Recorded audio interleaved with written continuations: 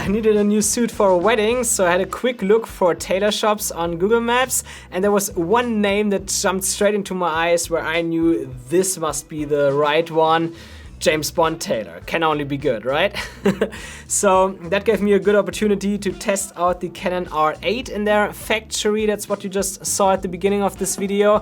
And I instantly noticed that there are some things that I really like about this camera, but also a few that you need to work a bit around. Like I wouldn't say that I don't like them, I also have their advantages. So in this video I will talk about that. Aside from that, I really like the suit. I mean, I could still lose a little bit of weight though, which is super hard here in Thailand, to be honest. You have pad thai, you have Korean fried chicken, which I really love, and sushi buffets for $15. That's always good. I love sushi. If you're a foodie, then you would definitely like the north of Thailand, Chiang Mai especially. And if you come here and you're also looking for a tailored suit, I'd actually suggest to check out James Bond Tailor. I know the name doesn't really sound serious, but it's actually because the last name of the owner is Bond. So I think in his case, I would have done the same. And by purchasing a suit here, you're also supporting the local economy. As you could see in the beginning, that were all like small local factories, and they suffered a lot during COVID. So getting new business is always good for them. So definitely check them out. I will leave a link in the description below.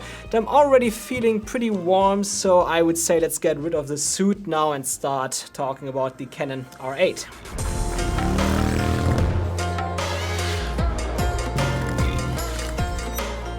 Yeah, that's better. So let's come to the Canon R8. I'm shooting on the Canon R6 Mark II right now. Before I was shooting on the Canon R8, so you might see a difference or not. Probably not, because I can already say that the picture quality or video quality is identical on those cameras. But let's start with the body. This camera is so super small and light. It's even slightly lighter than the ZV-E1 from Sony, and that means something. And I must also say I have a bit smaller hands, so my first impression of this body was actually how good it grips. Like I already said that the R6 Mark II and R5 grip well, but for my hands at least, that grips even better, because as you can see here, the body itself in the middle is a bit slimmer, and the grip is still pretty deep, but it's a bit less deep as on the R6 Mark II and R5. So for me, it's like the perfect grip. I never had a camera in my hands that grips as well as that one. And I actually did not want to buy the R8 at first, but then when I was in the shop and just out of curiosity, I had a quick look at it. I like loved this camera instantly because it felt so good in my hands. So I thought, well, for $1,500, let's just grab one and see how it goes. And another thing that I love about this body is that despite of the small size, they still included a viewfinder. I know that many videographers don't use viewfinders, but I use it all the time. At first, when I'm outside and the sun is too bright, then it's always good to have that. But I also use it when it's darker all the time, because it like feels a bit like I would be more connected or closer to my subject. Aside from that, the pixels or the dots of the viewfinder and the screen, they are not really high. They are definitely lower than the R6 Mark II and R5, but I found the screen and the viewfinder still look really good. Like the amount of saturation and contrast, etc. that they have still looks great. And that was something that I also did in the shop directly. I had the ZV-E1 next to me and then the R8. And when I looked at the screen of the ZV-E1, I felt quite disappointed actually, because it's not that good, and especially if you don't have a viewfinder, I think then they can at least make the screen really good. And here on this camera, screen looks better and I have a viewfinder. However, not everything on this body is good. At first, like the top is plastic, it's not magnesium or whatever they use on the R6 Mark II and R5. It still doesn't feel cheap, it's still better plastic, but well, it doesn't feel as solid as on the R6 Mark II, for example. And there's also no joystick for your autofocus that's missing here. Didn't find it to be a big issue, because you can use the ring here around the set button to change your focus point. You have to press another button before though, so it's like one step more, but I didn't find it to be a big issue. Like I don't have to press the screen all the time to set my focus point or do other stuff. I can do everything still with the buttons. However, there are still the usual Canon quirks, like after setting my shutter button to record, I still can't change the functionality of my record button, for example. And there's also no option to set a movie crop mode to a button or assign it to a button. I know some of you guys mentioned in my R6 R6 Mark II video already that it is possible, but now it is not. It is possible in photo mode, but in video mode there's really no other option in going in the menu, and I think they could make it a bit better, like on Fujifilm or Sony, where I press one button and it instantly crops in so that I don't have to scroll around anymore, because that's a functionality that I actually use a lot, especially if I use the camera together with my 15 to 35mm lens. Obviously 35mm is not always enough, and if I activate a 1.6 crop mode, then I'm at around 55mm. So it would be very appreciated if Canon would add that via firmware upgrade, not just to the R8, but to all of their cameras. And let's come to the video quality, and honestly there is not much to say about it, especially if you already watched my Canon R6 Mark II review, because from what I've seen so far, the video quality is actually identical to the R6 Mark II, despite costing $1,000 less here with the Canon R8, so that's a great job. Thanks a lot for that, Canon. However, there is one difference when it comes to kind of video quality between the R6 Mark II and the Canon R8, and that is that the R8 does not have a stabilized sensor. And I think that this is one point that many people worry a lot about before getting the Canon R8, because obviously if you shoot video you want to have stable footage, and so I also worried a little bit about it, but I was actually quite surprised by how good only the lens stabilization is. Most people only look for stabilization when they vlog and then walk around with wide angle lenses, but I think this is not the only situation to really compare cameras or to test the stabilization of a camera. So I will come to vlogging with the Canon R8 in a minute, but let's first talk about shooting B-roll with it, like while you actually have it in your hand and you film at different focal lengths. And there I had an interesting finding during the sequence that I shot in the factory at the beginning. You probably noticed in some of those clips that there was a little bit of weird looking shake in there. It seems like that the electronic image stabilization of the Canon R8 analyzes the image, and if something moves around in the image, it tries to move with it. So if you get a steady shot with the Canon R8 and something is moving directly in front of the camera, then it could actually be that it thinks like that is camera movement, and it does some false corrections for stabilization, which results in a not stable image. If you want to get steady shots, turn the optical image stabilization on, but not the electronic image stabilization in camera, because then you won't have these issues. Then you actually get a stable image. Situations where I would use the electronic image stabilization is if you actually want to move the camera around, if you do panning shots, sliding shots or whatever, because then the camera detects the camera motion because then it detects the camera motion well and you get a smooth shot. Another point that you might worry about when it comes to stabilization on this camera is if you shoot with longer focal lengths, such as 200mm or more. And I got a shot 2 days ago with a 70 to 200mm f4 at 200mm together with the 1.6x crop mode, so essentially 320mm. And as you can see here in the shots, it also looks pretty stable. There's a tiny bit of shake in there, but if you apply post stabilization, that's gone directly. So for me also, if you shoot at longer focal lengths, such as 200mm or even more, then you're also perfectly fine with this camera. So overall, I'm very happy when it comes to the stabilization of the Canon R8. It might be a little bit less stable as the R6 Mark II and R5, especially when you shoot at longer focal lengths, but it's not a day and night difference, and the footage that you get out of the R8 is definitely usable, even if you only use the optical image stabilization of the lenses without any electronic image stabilization. But there is also a clear advantage of not having an inbuilt sensor stabilization, and that is when it comes to wider focal lengths, such as 15mm or so when you're vlogging, because the Canon R6 Mark II and R5 get a lot of wobble in the corners there that people constantly complain about, and the Canon R8 does not get that. So I would say let's have a quick look at vlogging footage at 15mm. So I'm vlogging on the Canon R8 right now at 15mm, and I only have the lens stabilization turned on, no electronic or anything, and from what I've seen so far, that's usually enough already. It's not perfectly stable, but totally fine. It's definitely usable. And now it's optical image stabilization and electronic image stabilization together. Should make a bit of a difference, but not much from my experience. And it crops a little bit in, so I usually just keep it at lens stabilization.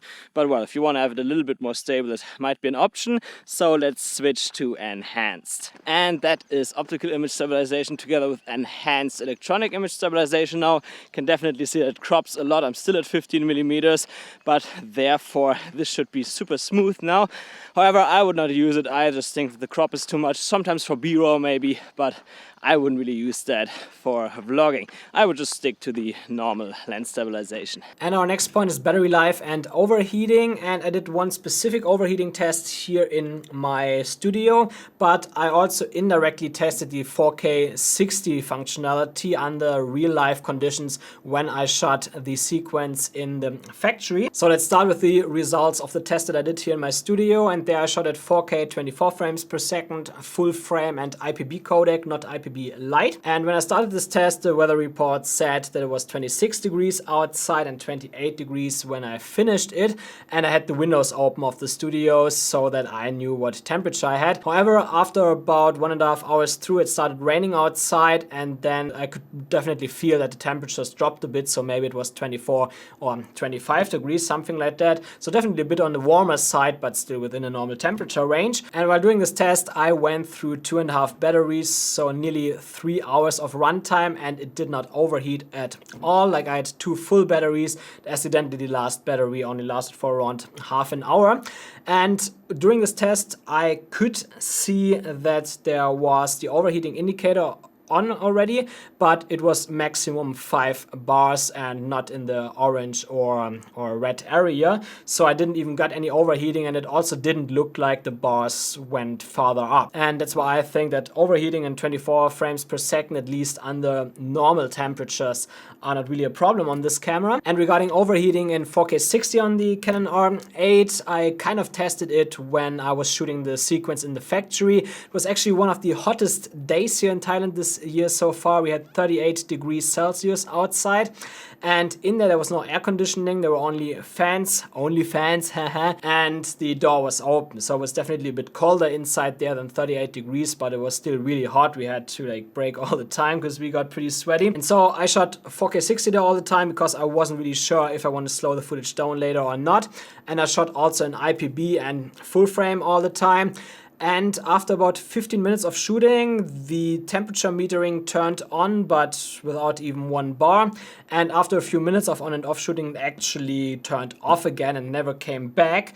And of course, that was because I did not shoot 4K 60 like continuously. I was on and off shooting, like getting maybe 3, 4, 5 shots, then 1 or 2 minute break, like looking what shot I get next and getting the next shot, etc. And because the temperature metering also didn't turn on again, it really looked to me like I would still have plenty of room before this camera would overheat in 4K 60 recording. So my conclusion about overheating on this camera is that when you record in 4K 24, 25 or 30 frames per second, it's perfectly fine, even if you shoot interviews, at least within temperatures that are somewhat in the normal range, that your character doesn't get sweaty during the interview. And when it comes to 4K 60 recording, as long as you use it in the way that it's supposed to be, like on and off shooting and not consistently, then you will also be perfectly fine with overheating on this camera. For example, if you want to shoot travel videos on this camera in hotter countries, you won't have any issues, even if you want to get a few slow motion shots in between with 4K 60 frames per second. And I forgot battery life. The battery life was always somewhere between 1 hour and 5 minutes and 1 hour and 10 minutes, so it's definitely not great. You will have to change batteries more often, but I personally, for what I do, don't see it as a big issue because I never really had the situation where I didn't have time to change a battery. Now I got some third-party batteries from Kingma. It was like $25 or $30 together with a dual charger. And now I have 3 batteries, which most of the time will be enough. I might get a fourth one just to be safe. I mean, if you shoot lots of interviews or so outside where you know you can't really take a break every minute to switch batteries, then yeah, it might not be the camera for you. But I think for most content creators vloggers, even some professional people that look for a good B camera, etc.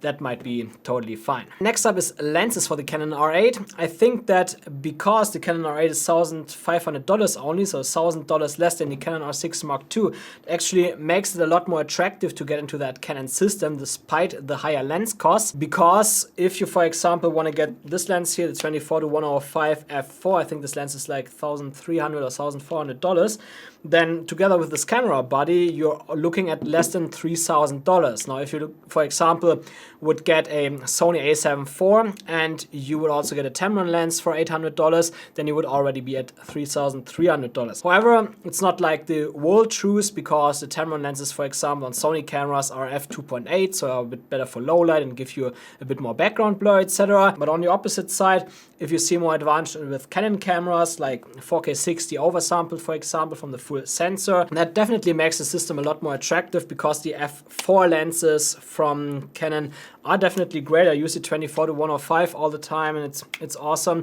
Also the 70mm to 200 f4, that's also a lens that I use. So as a conclusion, I can only say that if you're thinking about getting this camera, maybe because you want to have something small and lightweight, or also because you're looking more for budget options but you want to get full frame, then you can't really go wrong with that. You might over time spend a bit more money on lenses, but even that is not really an issue, because therefore the lenses are really good. And again, like, this camera is beautiful. You have a viewfinder, it grips really nicely, 4K 60 oversampled, 10-bit 4:2. There's not much more to ask for out of a camera. So overall, the Canon R8 gets my full recommendation. I like it a lot, and I would also suggest you to check out the comparison with the ZV-E1 that we will shoot tomorrow. So as soon as it's out, you will see that here. Otherwise, just subscribe and it will pop up in your feed, at least if you also turn the bell notification icon on. And if you're also interested in the R8, you should also watch my Canon R6 Mark II review, because aside from IBIS, pretty much everything that counts for the R6 Mark II also counts for the Canon R8. So that's my conclusion. I hope you enjoyed this review. If yes, then please leave me a thumbs up and also consider subscribing, and I will see you in upcoming videos.